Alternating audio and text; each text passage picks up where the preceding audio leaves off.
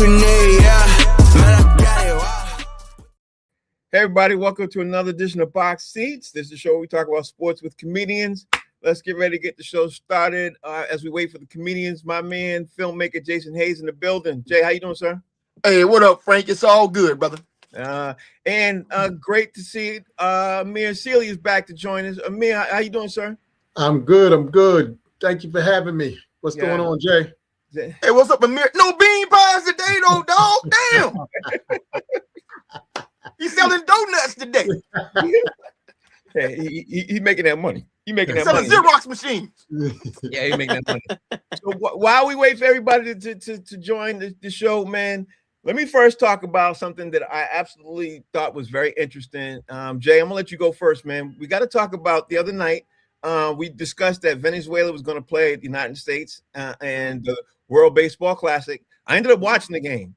Jay, I thought it was an excellent game. I thought it, even though the United States didn't win, I thought it was huge for Venezuela. I mean, I love the fact that they did win. I love the fact that they were able to just be able to come together as a team and be able to dethrone the mighty USA. Not to say that I don't love my country, because that's not it. I just love the fact about what Venezuela was able to do. That's what I love. Jay, did you happen to see the game? And if so, or if not, what you think about Venezuela defeating the United States in a truly dramatic fashion, Jay? I did not see the game, and I can tell you what happened. The fingers? United States got them silly fingers on it, baby. Yeah, they do. Yeah, they do. Until we start doing right by other people, man, we ain't nothing we touch gonna go right, bro. Yeah, I ain't even mad at that. That's one thing I can honestly say. Amir, what's your take on this Venezuela defeating USA? It's so funny. I did not watch the game, but I will say this. First and foremost, I like to believe that baseball hasn't been America's sport for at least the last 20 or so years. Okay. When you start looking at the body of work of, some of the other countries who have now, started to participate in a sport that supposedly has been American for as long as we've, supposedly been in existence, you realize not only has the sport grown, but to your point, the players and the people's influence from those players, Venezuela, Japan, Dominican Republic. I mean, the list goes on and on and on. And the cool thing about any and all of it is just that we've gotten away from, everything for us is always we're the best just because we say we are.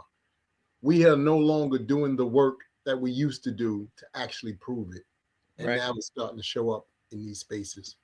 Right. But let's move on. Frank, I will say very quickly though, I think that there's a resurgence of American kids playing baseball now. That's not necessarily true of my generation for sure. In terms of black kids specifically, right? Because like two of my daughter's really good friends growing up, I mean, these are private school kids from New York City. One is on the roster of the Pittsburgh Pirates right now, and I mean his whole life all he ever wanted to do, was be a baseball player. And another kid is playing for the Mets. He's a pitcher. Oh wow, okay. So, and that's because their fathers wouldn't let them go to the football field. So I think we're going to see sort of a slight resurgence. A lot of kids playing baseball or basketball because their parents are not letting them go to the football field to deal with CTE. Yeah, I get that. But let's talk about the other thing that's popping off before we get to the Cade Cunningham story, which is huge. Let's talk about the NCAA tournament, gentlemen, because there was a scare today that I thought we were going to be talking about, right about now, but it looked like Duke was able to get this. Duke was playing Siena. Number 1 Duke was playing number 16 Siena. And up until a few seconds ago, actually about 2 or 3 minutes ago, Jay, Duke was losing this game. They ended up coming back. I think they won the game now because, obviously the game was ending while we was doing the show. Not sure. Yeah, they pulled it out. Okay. So with that being said, the way Duke played, Jay, I got to say, I'd be very concerned if I'm a Duke fan moving forward, because to be scared like this with Siena literally laid out the blueprint on how to beat Duke on national television. You know what I mean? And I saw that game. I watched almost all of it up until we obviously got on. So, Jay, what's your take on Duke being, getting this very, very close call by number 16 Siena? And do you believe that they'll be able to get to the Final Four? Jay, what's your take? Amir, you don't know this, man, but I am a rabid Duke hater. You know, you ain't been on the show, and I spell Duke. How I spell Duke, Frank? D-O-O-K. Duke. O-O-K. I spell them Duke. Okay? The hate runs deep with this one. It is D-O-O-K for me. Mm-hmm. And man, understand how elated I was to see Siena, but I knew they weren't going to pull it off, man, because the talent was going to overwhelm them. Right. But this is where the tournament gets really interesting. It's always interesting because basketball is a game. It's the same 94 feet. Mm-hmm. It's the same, same 10-foot rims, and styles make fights. Now, Duke is a very talented team with a lot of young prospects. These dudes are 18, 19 years old, most of their roster, because they're one and done, 2 and out or something like that. And they run into a team like Siena, where they got dudes who probably 24, 25, 26 years old who just know how to play basketball. And it can get really dangerous. And a lot of these dudes be getting knocked off because they're young and talented, but they ain't got that basketball savvy yet. And they run into a team that ain't scared of them at all. They can get knocked. Yeah. I honestly believe that their next game might realistically be their last game. But I don't want to speak ahead of turn. Let me see what you got to say, Amir. What's your thoughts on Duke being scared like this? And right now, as the tournament starts, they almost was about to be the one to Amir to be upset as soon as the tournament started. You know what I mean? What's your take, Amir? Well, you know what? First off, I echo Jay's sentiments. I haven't liked Duke since the days of my brother playing for St. John's. But to get back to the current format of where Duke is, first and foremost, let's start by saying the NCAA tournament to me is the only real legitimate thing to watch. I don't think the Super Bowl is legit. I don't think the NBA Finals is legit. I don't think the World Series is legit, but the NCAA tournament is.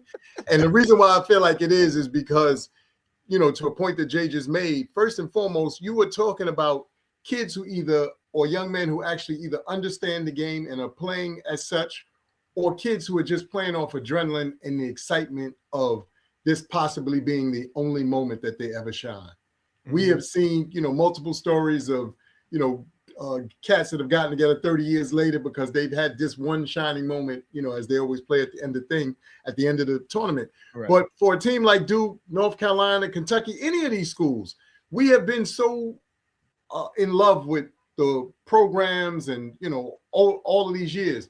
But they're not the same anymore. First of all, they don't have the coaching that that they once had, which means they don't have the discipline and all the other things that go along. And then again, to what Jay said, you're talking about youth, 1 and done or 2 and done. So I'm already thinking about draft day. I'm already thinking about the next situation. I'm thinking about my brand. So a lot of what we're seeing has more to do with the fact that the game isn't being respected as it could and as it should. Mm-hmm. And Duke, like any other team, on any given day, you can get it. And that's why I love the NCAA tournament. You definitely can. That's what makes it beautiful, man. That's why I love the NCAA tournament. You can get got. Yeah, absolutely. I gotta agree with you. I love it mostly because not only can you get got, a couple of y'all can get got on the same weekend. You know what I mean? On the same weekend. So that's why I like it, man. And I also like it for one other reason too. It's probably more so than any other sport. That the true talent will rise. You know what I mean? Like overall as a team, your true talent as a team will rise. You know what I mean? That's what I like about it because, if whoever's good, if there's one team has one good player, that's fine. But if you have 5 players who are okay and they're working cohesively, man, I love it, man. Yeah. But like reporters, I think oftentimes they write about the wrong stuff to me. Like they write in a tried and true template of what reporters always write about sports to me. Right. But also I think it's indicative of like they're people who didn't play the sport. Too many reporters are not people who actually played the sport, even made a team in their life. So because if you played the sport at a high level, like let's say if me, at a Division II school, I go play against Division I dudes that you heard about. If I can play, I can play. Right. You know what I'm saying? It doesn't matter because the game is the same. If you work on your game, you play with confidence. The only difference that I see between like a lot of like lower level schools and bigger schools is size. Mm-hmm. You know what I'm saying? You know, they're going to have a bunch of dudes, you know, 6'6" and up, you know, whereas a smaller school probably going to have dudes, you know, probably 5'10", 5'11", 6 feet or something like that playing. But that don't mean they can't play. You can get this work. Yeah. And the difference is not that big in terms of talent. Right. It is not what reporters make you think. They make you think these dudes are all world. And I'm telling you, it's so many dudes out here, man, that they can take them out. I'm telling you. Well, let's also be real too, Jay. If you're in a D2 school, politics probably made you land at a D2 school too. You know what I mean? You could possibly be at a D1 school too. So we need to get rid of the classifications like that, especially with the sports writers saying, well, he's a D2 player. And, you know, that don't mean nothing to me. It don't mean nothing. This kid could have been, you know, he could have had, but got arrested or something. Like something could have got him landed into D2, but he could have D1 skills. You know, you never know. You could be a late bloomer too. Yeah, right. You know what I'm saying? Yeah. You know, because like they miss on people all the time. Yeah. Like, no, like my cousin, for instance, right? My cousin is from this small town in Mississippi, like 5,000 people. He got invited to play in this tournament, and there was this dude that everybody heard about, and that coaches and scouts was there, you know, to come and scout. Well, he played against my cousin, who ain't nobody heard about because he playing at this little bitty school in the middle of nowhere. My cousin averaged 38 in the tournament against the dude. He was better than the dude that they came to see because Gene Herrick was a head coach at University of Georgia back then. He came to recruit the other dude. He tried to sign my cousin.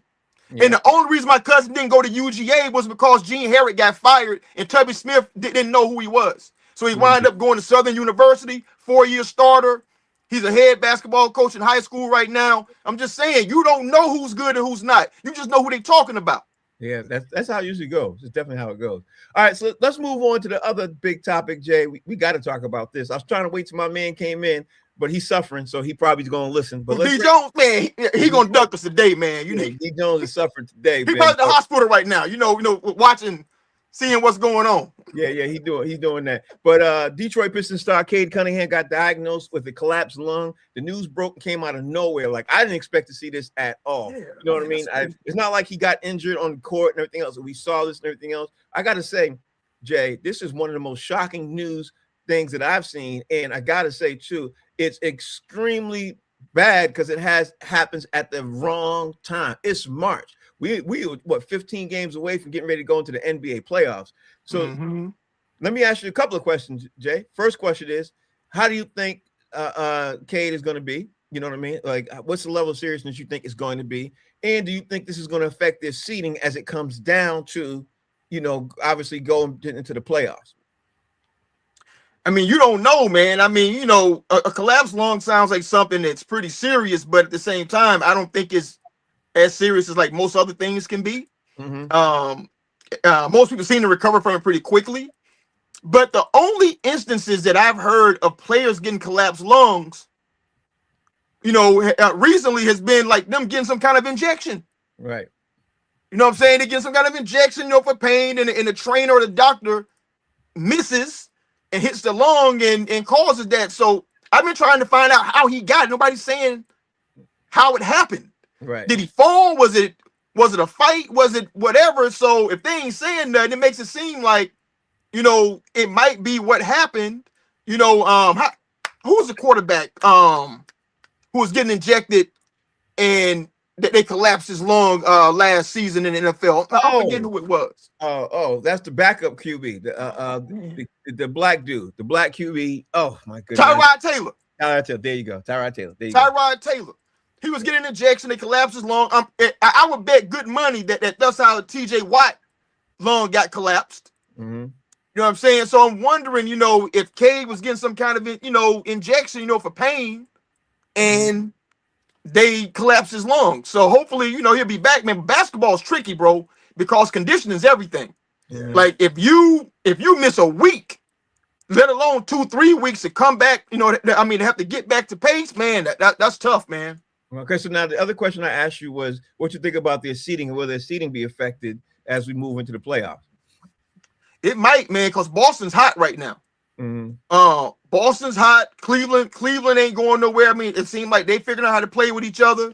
So I mean, they might find themselves sitting in like a 3-4 seed. It's possible. Yeah, it's definitely possible. So let me ask you, Amir. I mean, Amir, you obviously know this from a different perspective of having your brother being in the pros and you being around doctors and being around doctors and all that stuff. You have a different perspective of it. So let me ask you, Amir, what's your take on this Cade Cunningham collapsed lung situation? And do you think it's going to affect the Detroit Pistons seeding as we move forward? Well, first and foremost, obviously we hope that that young man has a speedy recovery. Yeah. Right. That's the first thing. But after we get past that, there's what I'm always curious about is there's always two sides to everything. Again, Jay brings up a great point about it, possibly having been something that happened, because of something else. But for all we know, this could have been a situation that Cade has been dealing with his entire life, and it just was never diagnosed properly, or it's been hidden. I was just watching a clip earlier today, and it was talking about Grant Hill and how unfortunately he misdiagnosed his ankle. Then he had to have all those surgeries, and he obviously never elevated to the space in which we thought he could elevate to. And, as I said the other day, that's the problem with sports in general. Yes, we are excited and elated about these players and what they bring to our teams and bring to the sport. But sometimes a lot of these young men may or may not, and women may or may not be in the shape that we think they're in. And there is just the possibility that, unfortunately, this isn't their time to shine. They may have to find something else. Again, I'm not wishing that on that young man. I'm hoping, again, like I said, he has a speedy recovery. So I always just wonder, because usually when they give us one diagnosis that they're pushing in, or a narrative that they're pushing in the media, is usually something else totally different behind the scenes. I don't have any inside information on that, so I can't, say anything or speculate, in this particular young man's case. But I will say this, as far as seeding goes, again, which was the second part of your question, this is a big blow for that team and for that organization. So it really now boils down to whether or not his team members can rally around this unfortunate circumstance and elevate their games so that they can, make up for what he's, bringing to the team and bringing to the table. Right. Only time will tell what that actually looks like and what that works out to be. But again, the first thing is, just hoping that this situation isn't more serious than they said it was, and that this young man has a speedy recovery is, the main thing. You know what I mean? Well, the thing is they got, Detroit Pistons, Jay, got beat a couple weeks ago by Washington. They faced Washington tonight. You know what I mean? And then the crazy part about this is the schedule with Cade seemed like, it's no big deal that, but now they got to play the Warriors. The Warriors were hot until they ran to the Celtics. And then they got to face the Lakers, and the Lakers are on a 7-game winning streak.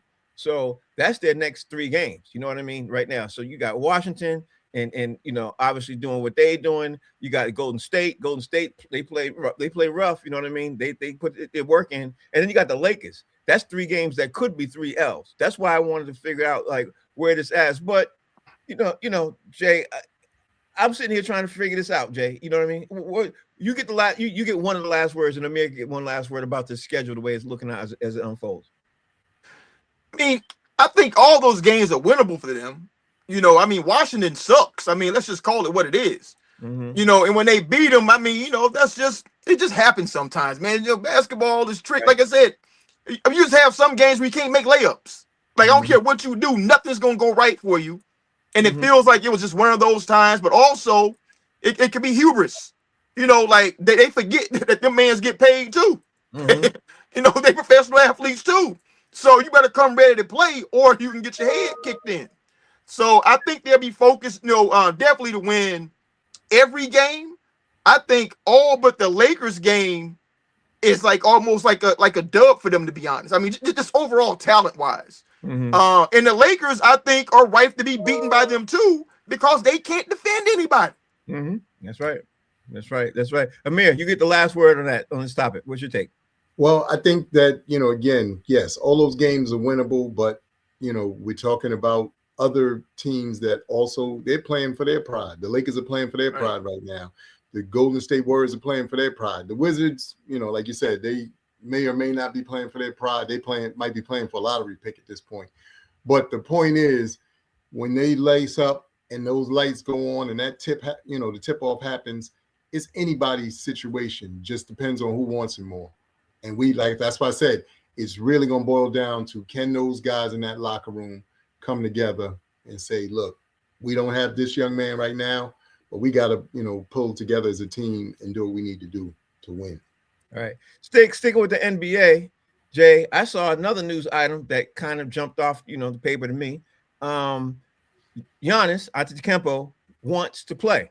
He wants to play, but the Milwaukee Bucks want to shut him down. Now, I'm going to say for the record, I think him wanting to play right now is really the wrong decision for him. I think he should sit back, relax, and get himself completely healthy. He's causing turmoil with the Milwaukee Bucks, but he wants to play. What's your take on this, Jay, with him? He might even use this as an excuse to force his way out, too. You know what I mean? That Giannis is doing. What's your take on this, Jay? What you think?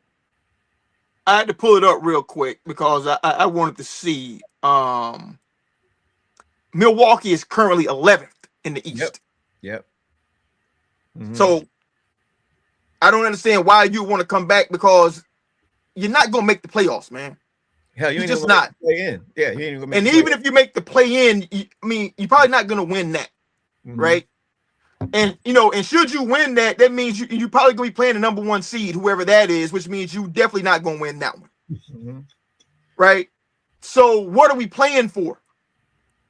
So if it were me, I'm putting this in the universe, I would have Penny Hardaway and Grant Hill give him a call and say, listen, brother, 1, you ain't got nothing to play for, but 2, you need to not play until you are healthy.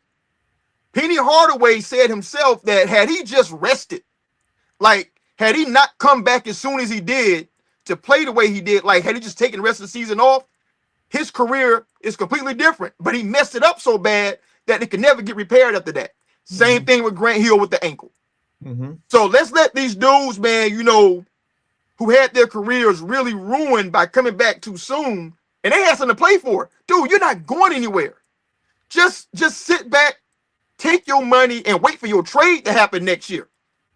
Yeah, wait till you put on that Knicks uniform, because at the end of the day, like you're hurting your chances and you're hurting your draft ability. Your draft.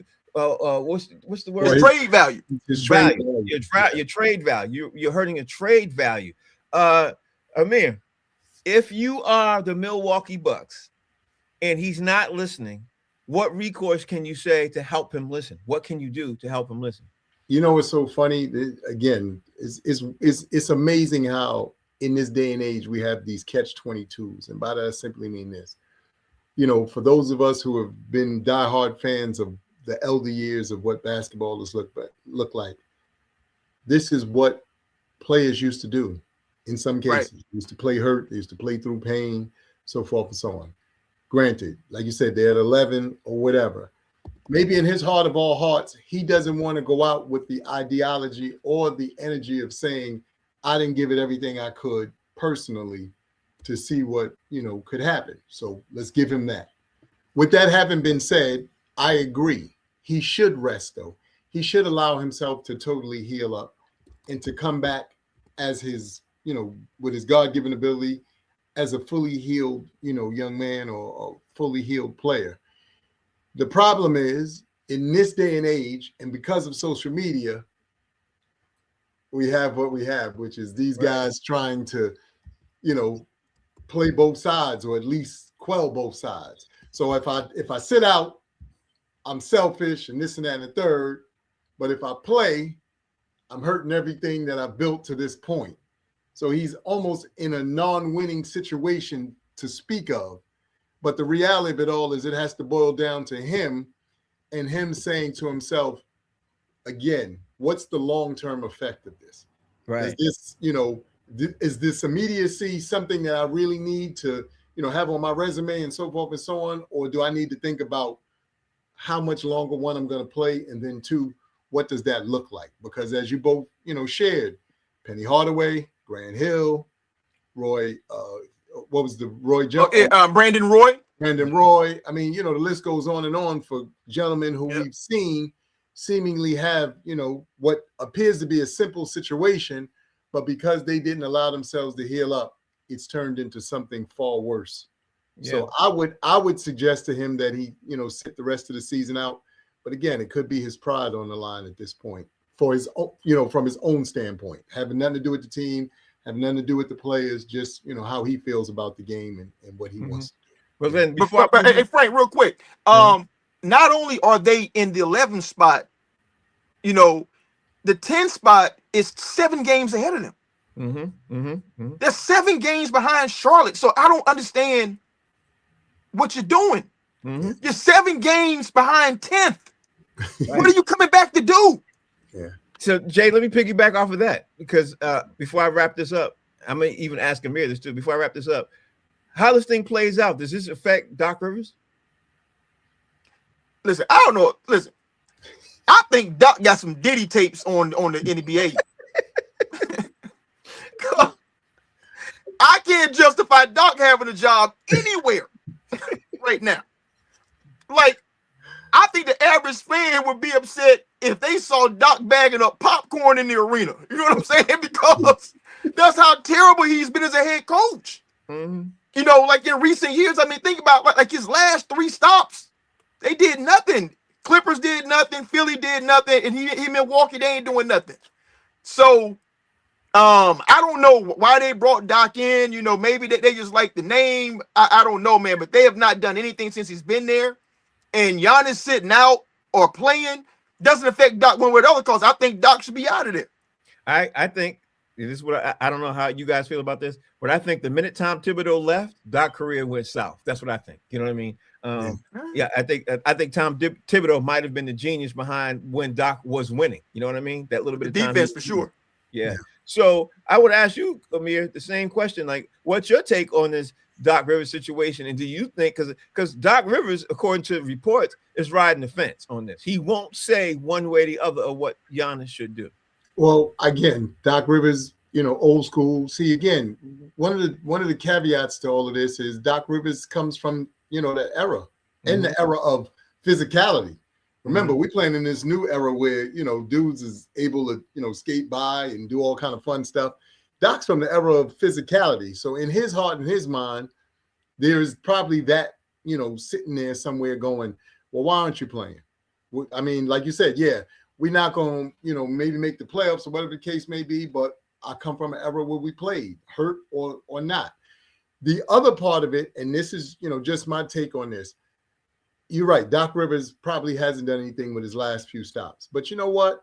I don't know if you remember in the 90s, we had several coaches in the 90s who were doing the same thing that didn't look like us. Mike Fratello was going from the situation. Yeah. This coach, and, again, I'm not taking anything away from these coaches. I'm just saying, unfortunately, that's part of the mystique here.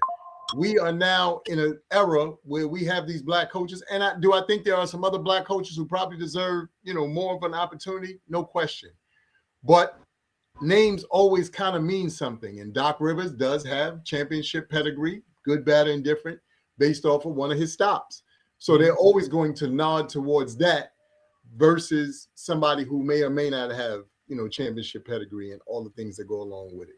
So do I think Doc should, probably ride off into the sunset? No question. Or be doing commentating like, some of the other former coaches are doing? Yes. But Doc still thinks, for whatever reason, he may have something to contribute to the game in his heart and his mind. So you got to, make leeway for that. I need Doc missing Gatorade, Amir. That's all I need him to do. That means Damian Jones has joined the building. Join us, man. He's in the building. D. Jones, how you doing, sir? What's happening? I'm only here for a minute. I was listening. I was not in the hospital. I was listening. Okay. Just wanted to make sure, bro. You're not in the weight room? Listen, we had a prayer visual. We held Detroit was praying. We had a whole prayer circle. Okay. Frank, I seen you holding back your grin. When you read the report, you was like, the Celtics gonna be first place. No, I wasn't not gonna happen. Okay. Listen, D. I don't want to win like that. I want your best players available. I want to win because y'all gotta. I don't want to win like that. Nah, I don't want that. No, you think I don't want Jason Tatum and Jaylen Brown to get hurt? You think if God could bless me like that? That's Damn, a blessing. So, real quick, I heard what Jay said, and that make more sense to me. He was having back spasms, and he probably was getting an injection to relieve the back spasms, and they probably poked him the wrong way. Pause. And that's probably what happened.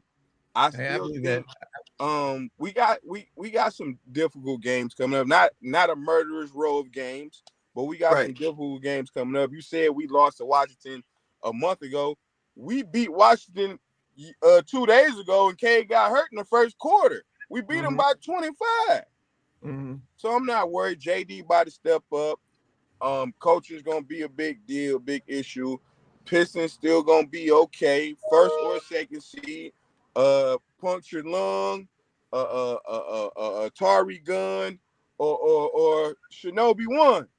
Pistons is 6. All right, D, are they saying to Detroit what's the timetable or when he gonna come back? Because they ain't saying it nationally. I can't find that. They saying it's mild. They saying it's a mild puncture. I don't know. How was it mildly punctured? They said it's a mild puncture. They said they evaluated in 2 weeks. They saying that CJ McCullough came back within 2 weeks. The first time it happened to him, and it's happened twice to him. So they said CJ, pokes, pause. Yeah. Yeah, they said they said the first time CJ missed 2 weeks and he came back. And so they not thinking it's severe. That's really like somebody stabbing you. This is you know, he probably, I don't know, man. But listen, prayers up. I want everybody to pray for Cade and the Pistons to win the championship. And I appreciate you guys. I gotta go. All right. 3-1-3. 3-1-3, baby. Good to see you again, sir. Good to see you as well. All right, I'll see y'all. I'll be listening. All right, we're gonna keep you in the tune. All right, let's keep this thing moving, man. D Jones can't stand for the whole show, but that's cool. Let's keep this whole thing moving, man. So let me just say this right now. Then we're hoping the best for Cade because we want the best to face the best. We don't want question. That's what we want. We want the best to face the best. I can't stand injuries like that. No asterisks, baby. No asterisks at all, because nobody will count you, and people will always throw that up in your face if you win. You know what I mean? That's what I don't want that. All right, so let me talk about the next thing, man. The next topic I got to talk about is this LeBron James situation. I don't know if you guys heard about this or not, but LeBron James, according to him when he was being interviewed, he is not trying to be part of the ownership group for the potential NBA expansion franchise in Las Vegas. He said, quote unquote, no, I'm not interested after the game last night, which we're going to talk about also. He said, I'm not interested, not at all. It's a possibility that James could publicly entertain multiple sources. And, he basically did entertain this a couple of weeks ago. In 2022, he said on a digital show called The Shop, he said, I want a team in Vegas. I want the team in Vegas. Now he's saying he doesn't. Jay, before we talk about the game, because we're going to talk about the game, where are you at with this thought process that LeBron James has now come out officially after he was asked after the game last night that he doesn't want to be part of the ownership group in Las Vegas for the Las Vegas expansion team? And why? Because I have my own idea of why I think he's saying what he's saying. But what's your take, Jay? I pay attention, man, to what people say. Yeah. He didn't say I don't have any interest in ownership at all. He said I have no interest in Vegas. Well, maybe he want to be in Seattle. You know what I'm saying? Or maybe he'll say, well, I wasn't interested then. But you know what? Somebody proposed something to me, and now I'm interested. It piqued my interest, 6 months later. So we know his goal is to be an NBA owner. And honestly, this might be his best shot at it, unless he's privy to information that we don't know about, which he could be, where they're going to expand by 2 more teams, pretty quickly. And, which may be one of the teams that he's going to do a bid with or whatever, but I mean, it's a lot of money, man. I mean, what they say, the buy-in is like $7 billion minimum, right? Yep. So that's a lot of money you got to organize, to own a team. So maybe he's not interested because he doesn't have the ownership group together and the dollars or whatever. But I think he's interested, but maybe just not Vegas. Before I throw it to Amir, this is what I'm gonna say. I'm gonna tell you what I think. You know what I mean? Because what Jay said makes a lot of sense. But Amir, this is what I think. I think him and Rich Paul are more interested in launching that league, that overseas league, overall, all those teams, and then having that be the parallel team to be a parallel league to play against the NBA teams. And I think he's looking at the overall picture because they won't allow him to have that league, ownership of that league and ownership of an NBA team. They won't allow him to do both. That's my take. I mean, I could be wrong. You know what I mean? We never know because obviously these guys are privy to more. But that's my take. You heard Jay's take. Amir, what's your take? Wow. First off, to be honest with you, I think he is interested in the team in Vegas if he's going to do an NBA team. Vegas, I was living out there. Vegas is one of those cities that's up and coming. Generally speaking, the WNBA team is 4-time champs, 3-time champs in the last 5 years. The hockey team, I think, is won once or twice in the last 2 or 4 years. They bought NASCAR there. It's so much stuff coming to that city, and obviously the people who gamble and everything else that goes along there. So it's getting ready to be super lit in Vegas with all of these things happening. My personal belief with LeBron James is he is in that inner circle, that you guys are speaking of. But there's rules and regulations and things that go along with that. Right. And I think he's trying to weigh the options of what that looks like specifically for him and his family.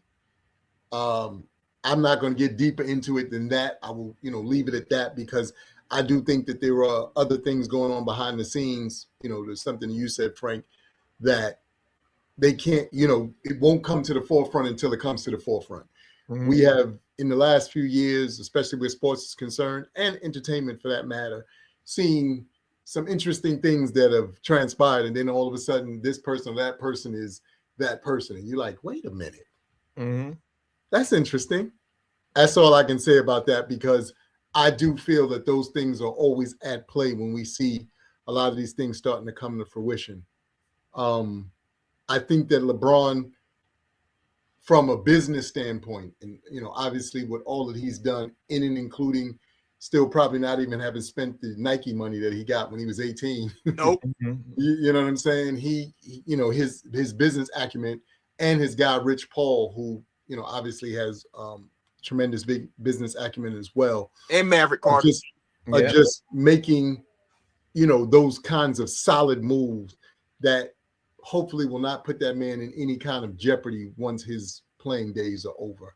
Right. You know what I mean? And that's a big thing to really focus on, especially when we know and have seen, so many players 5 years after they're no longer in the league or whatever, they're just flat broken and miserable. So I do think that there is interest there. I just think that he's got to weigh out all of the real options of what that looks like. I said, again, for him and his family. Right. So that's, concern. But Frank, there's a lot of credence, to what you said, though. LeBron has shown himself to be a person who wants to get on the ground floor of something up and coming. Right. You know what I'm saying? Because, I remember I never heard of Blaze Pizza ever. Right. And he took, the buy-in with them versus taking an endorsement deal, for like, I don't know, Pizza Hut or someplace like that, because Blaze gave him part of the company. And now he's made tens of millions of dollars off of Blaze Pizza, something that I still ain't seen a Blaze Pizza shop ever. Or tasted it. There's 5 of them in Boston. There's 5 of them in Boston, and 2 of them around in Fenway Park. So they out there. They out there, bro. Well, listen, there are none in New York City. I can attest to that, right? And if they are, man, that they're upstate somewhere. Where they don't have good pizza already. But that's what he does. So what you're saying, if that's a thing that's in the works, I can see him choosing that over having to be a partner with a bunch of other people with a $7 billion buy-in. Whereas, he could probably put in, I don't know, 800 million, raise that up and start a whole league and own the whole damn league. Well, I read in Fortune, this is crazy. I read in Fortune a couple of months ago, and if you guys want to look it up, you can. If LeBron gets this league started, they're estimating within 2 to 3 years, this league will be worth $50 billion. You know what I mean? Because of all the teams that they get putting it together. You know what I mean? And the best players come from Europe anyway. Well, exactly. This the only thing, again, I will say, and I hate to be the bearer of bad news. if you think Adam Silver and all of those wonderful billionaires who are here, yeah, are going to allow that, you understand what I'm saying? yeah. No, I hear you. That's really where that's why I said he's got to look at this honestly and see where this, how this thing plays out. But Amir, let me just interrupt you and say that I think you're 100% right with that. But I think they know that, and I also think that they're going to try to structure it whereas the NBA is getting some revenue from TV revenue. That's why I think it will go through, in my opinion. You know what I mean? Now that again makes sense. But fortunately, unfortunately, and we've seen this time and time again, they always want the lion's share. Correct. Yeah. You know what I mean? They always want the lion's share. And again, I'm not, pointing fingers at anybody or anything in particular. I'm just saying based off of what we've seen in our lifetime, and it doesn't make a difference, what corporate situation you go to. That's usually part of the, what you call it. You see, even for Ice Cube with, his 3-on-3, it was getting so much pushback and so much, because it was cutting into, their whatever. And they always feel, like, oh, why would we allow you to have a spinoff of something that we control and that we get the lion's share of? You know what I mean? I mean, you're right. You're 100% right. But we cannot overlook one thing. We cannot overlook the branding of LeBron James as a global player. You know what? We can't overlook that. And to me, I think that he thinks and his team thinks that his branding as the overall name, that's a name worldwide, could go over there and make just as much damage in there as if the NBA was going to go in there themselves. I think he thinks he can bring, a lot to the table. Like how Michael Jordan changed things in the 90s. I think he thinks, and he's right. He's right about this. Look, I don't think it's a person in Europe who doesn't know who LeBron James is. And I think he will piggyback off of the name and the branding of LeBron James to help be able to push this forward. And they have, again, it's about leverage when you do deals. They have leverage against the NBA because he could do it without the NBA. He could do the league by himself, but his plan is to do the league, from what I read, is to do the league and have the league have some kind of, a partnership with the NBA so they can eventually end up playing each other. You know what I mean? And that's ingenious. You know what I mean? Like, that's ingenious. But Frank, I think that what Amir is saying, I mean, like, you got to read between the lines, like working in entertainment. He's right. Like, for instance, the music industry is a vicious business. Right. And the people who are able to carve out their own lane, like a Mr., like a Master P, like like you got Rap-A-Lot Records down in Houston or whatever, they were able to carve out their own little niche and they were left alone to make their money, is because they had goons too. So if LeBron could get him some European goons, you're right. You know what I'm saying, who moneyed up, and they willing, to give mutually assured destruction if you start trying to cause problems, then they'll be able to do what they got to do in terms of the business side. Like all this corporate stuff or whatever, man, at the end of the day, when you get in, it's the same as selling drugs on the street corner. It's goons, bro. Yes. It ain't no gentleman anything. They out here fighting for turf. And if you got goons backing you to keep their goons at bay, he'll be able to do something. I think so too. I just wanted to throw it out there and let's see what you guys thought about this, because the simple fact being, we can't overlook this. And I think everybody's overlooking a lot of this. So I just wanted to talk about that real fast. Let me talk about the next thing, man. And since we talk about LeBron, we got to talk about the Lakers defeating Houston Rockets again. Because, Jay, we talked about this. We talked about what was going to happen. We talked about Houston and everything else. Houston isn't able to do anything. I watched that game. I'm more disappointed than anybody could tell. And I'm not even a Houston Rockets fan because, Jay, you remember, I'm sure you remember, because I said the Houston Rockets months ago when the season started, I said if they could get it together, they could probably be one of the final two standing. I think they're going to probably be a first round playoff exit. That's the way I'm seeing now, bro. So it depends on who they play. Yeah, that's true. But they're going to get surprised, and they're getting slapped a lot, Jay. And people are showing you the blueprint on how to beat the Houston Rockets too. But Jay, what's your thoughts on the Lakers defeating Houston Rockets again? 3 words: Fred VanVleet. Right? Yeah. Because they don't have that point guard play, and the Lakers have a point guard who can give you buckets in bunches. Mm-hmm. right? And his biggest Achilles heel is that he can't guard. But here's the thing. You ain't got a point guard that can take advantage of him. So it's a bad matchup for you. Bron picks his spots now. It ain't that Bron, can't shoot out and get 30 a night. He could. But he's resting for the playoffs. He knows this don't really matter. Bron's saving himself for when the team really needs him, when you got to win 4 in advance. That's what he's saving himself for, right?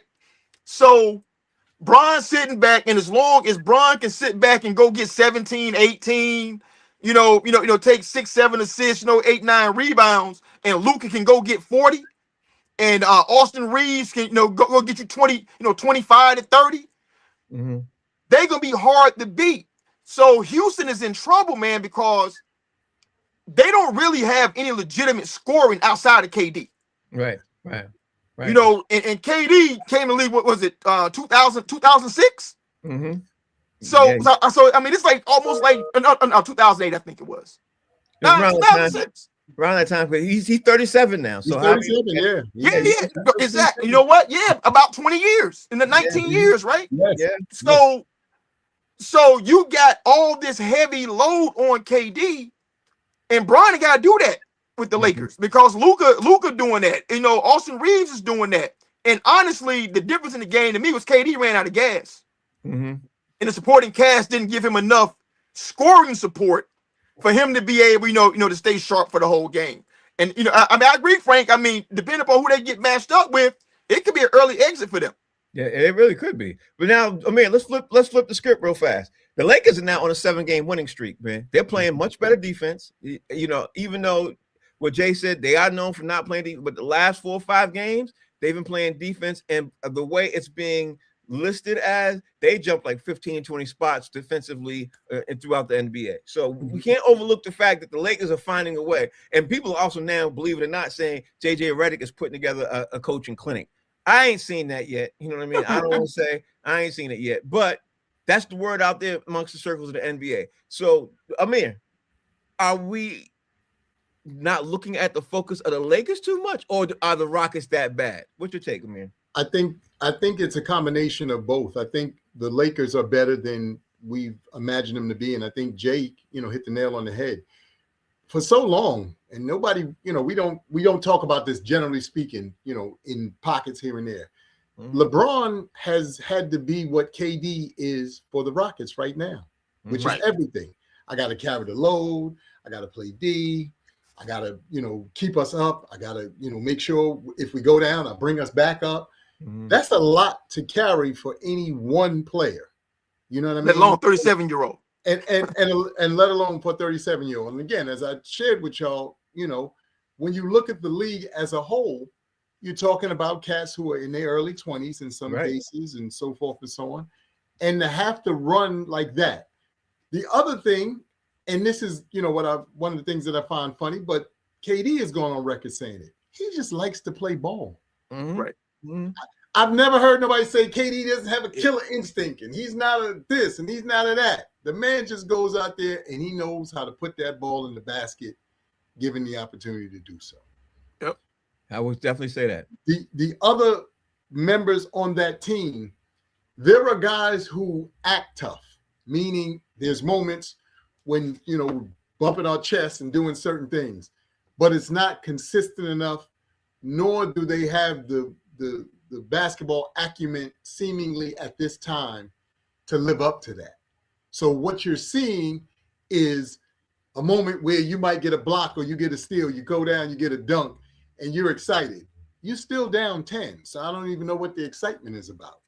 But to some degree, that's where the game is, unfortunately. Right. Meanwhile, to what you said about the Lakers, it's interesting how Luka has come into the Lakers and taken that LeBron role on of being the catalyst. The interesting thing about it is he's obviously much slower. He does it at a pace that we all can't figure out, like none of us can figure out. We all are trying to figure that out. His 30 a game is the slowest and the calmest 30 you ever want to see anywhere. And you're surprised every time he gets 30. You're like, he got 30? Exactly. Yeah. Meanwhile, Austin Rivers, not herky-jerky, but you can see him growing into his role and understanding what that is. Hachimura, this dude is hit or miss or hot and cold, Right. but he does know how to knock down the shots seemingly when he's, given the opportunity. The real key to them for me is the big man. If he could ever just be tough, for 40 minutes or whatever, then there's nothing to worry about with that team because they have the solidness. Then to what you just said about JJ Redick, I will say this. I was fortunate enough to be in Vegas when what's the gentleman who had the job before JJ Redick, basketball player. Black head coach. I can't think of his name right now. But Darvin Ham? Darvin Ham. So I'm in Vegas. A friend of mine, we had this restaurant. A friend of mine knew him extremely well. So he introduces me, and this is literally when he got the head coaching job. So I said to him, "Hey, congratulations, man. I hope everything goes well." Darvin Ham did absolutely nothing with that team. Granted, he didn't have a whole lot of time. When you watch the game, you can see the X's and O's and thinking the game through. You don't see a lot of screaming and carrying on. He's an X and O's guy, meaning he thinks the game through. The coolest thing that he has is one of the savants of the game. LeBron hasn't had coaching like everybody else. He hasn't had a Pat Riley or any of those guys. He's thinking the game in real time. He has Spoelstra though. Huh? He has Spoelstra. No, he had Spoelstra, but even for Spoelstra, what was happening was LeBron was showing him and teaching him. Go listen to the teammates of LeBron, and all of them say, "Dog, we was in timeouts where LeBron was breaking stuff down, and we was like, wait, what? Yo, I'm telling you, he gonna hedge. If he hedge, Jay, you go this way, I'm gonna hit you every time." The coach wasn't calling out, LeBron was in real time. He just thinks the game differently and plays it from that perspective. So it's like having to the point of this conversation, a player coach, which is great, but it makes a difference. So I think that, like I said, it's a bit of both. And I think that the Rockets, again, they need a point guard because they need somebody who can bring cohesiveness to that unit. Organized, man. Right. I mean, oh man, they're missing the point guard in the worst way. Yeah, they are. But let me get to the next young on top of that, so that it doesn't help. Let me get to this next story. I really wanted to get to it. I meant to get to it yesterday. I apologize for those who might notice today. We got to talk about the WNBA, man, that they were able to get their collective bargaining agreement and the way they were able to structure their agreement and everything else. For those of you who don't know, the average salary of a WNBA star player, they listed as 100,000 to 120,000. I looked it up. It was 75,000. You know what I mean? I saw 66 was the lowest salary. Yeah, right. I saw it, to make a long story short, let's just say this. It was under 100,000. But now the average salary player can get $500,000 as a WNBA player, which is great because when you're in the certain markets, Jay, you know about this too, because you live in the New York market area. It's a different kind of thing when you can afford to live there, especially as a player. So, Jay, you said a couple of times, this is what you want to talk about this, see if we get this conversation in real fast. What's your take on this new deal, and does it save the WNBA? I don't know if it saves it, man. I mean, because they're really just starting to get viewership, so hopefully they can keep growing it. And it's a sustainable thing. But if they're smart, and the NBA is a very smart organization, they will be able to take all that energy that's in the women's college game. The women's college game is extremely popular. If they can figure out a way to just transfer that energy into WNBA and keep building and keep building and keep building, then yeah, I mean, it's going to be great for them, moving forward. But they had to pay them ladies, man, because you can't be playing for the New York Liberty and making $66,000 a year and living in New York. Yeah, you listen, man. That ain't gonna work. Yeah, you know what I'm saying? Like, I just saw this just yesterday, as a matter of fact. Like Red Hook, for instance. Red Hook is not like the best neighborhood, bro. But the average rent in Red Hook is $5,000. A month for rent. The average house is $1.2 million, which means that your mortgage is going to be around $7,500 a month. You cannot live here on $66,000 a year at all. It's impossible. No, sir. No, sir. Now, like I said, if they didn't want to pay him enough money to live, like old Joe Madison used to say, the late great Joe Madison, he said, if you cannot afford to pay a livable wage, you cannot afford to be in business, because you can't expect your employees to bear the brunt of your business, right? So I was like, now, if you don't want to pay them the money to live, then you got to buy an apartment building with condos in it, and they get to live in there for free or subsidized or whatever you want to do. But you got to fix that problem, because they cannot be playing basketball at a deficit. Not even for free. That in New York City, in LA, in San Francisco, in places like that, they will be playing at a deficit. Yes, 100%. Amir, you get the final word. We got 2 more minutes left. First of all, that was a great idea, Jay. To buy a building and then allow that's an absolutely phenomenal idea, and I hope this gets to somebody who can bring that to light. But again, it's great to see that they have this newfound money for those players. It was long overdue, and I hope that just like Jay said, they can find a way to sustain it. I think the best way to sustain any and all of this is you have to take the same way you have college and you pit or at least advertise, some of these players. You got to do the same thing with the WNBA. I've always said, for me, the problem with the NBA and the WNBA is this one person at a time, raises up to be whatever. Y'all should have multiple people who the league is excited about, who want to see on a regular basis, and who are invested in their growth and what they bring to the table night in and night out. Because if and when you do that, it's not just love, hate, because that's all we have now, which is the real reason why so much of this is, sustaining or dying. I either love this person or I hate him. Right. All we got is one person that we feel like that about, when the league has multiple teams and multiple people. So if they can figure out a way to kind of bring that together, I think, the WNBA is going to be just fine. And again, I'm glad that they really did give them this collective bargaining and raise, the amount of money that these ladies are making. So raise the floor for them, man. I mean, that's hard, man. Yeah. Now, Frank, don't forget, it's entertainment. Right. So entertainment is fickle. And the NBA, like I heard this years ago, like when I was really young, they said one of the reasons why the NBA was not as popular as otherwise could have been was because they didn't think NBA players were attractive. There was a lot of Robert Parishes and Dennis Johnsons and Tyrone Hills, bro. You know what I'm saying? And and women didn't want to buy tickets to go see them Negroes. You know what I'm saying? And I think the WNBA has a similar issue. There's a lot of dude-looking chicks out there, and you need men to come to the game because women don't buy tickets like that. So it's shallow, but if you want to sell tickets to men, it got to be women that they want to smash. It's true. That's very true, because it's entertainment. That's what we talk about. It's entertainment. Thank you guys for doing the show, man. I greatly appreciate it. I didn't even get through half the stories, which is incredible to me, because we had half to guess.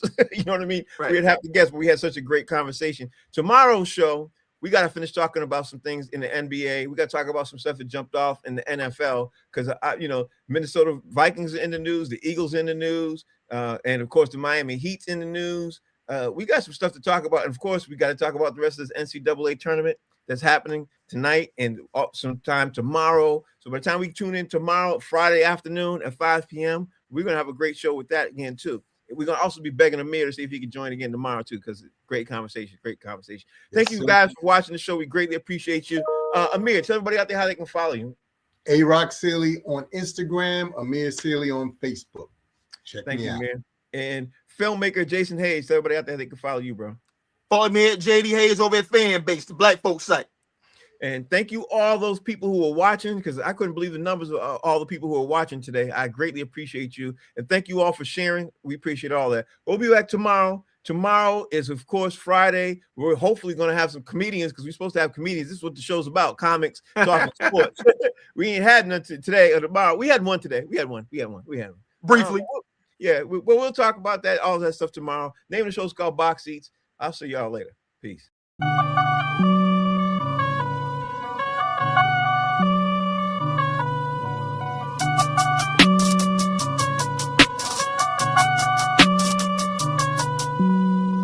Hey, what you need, yeah.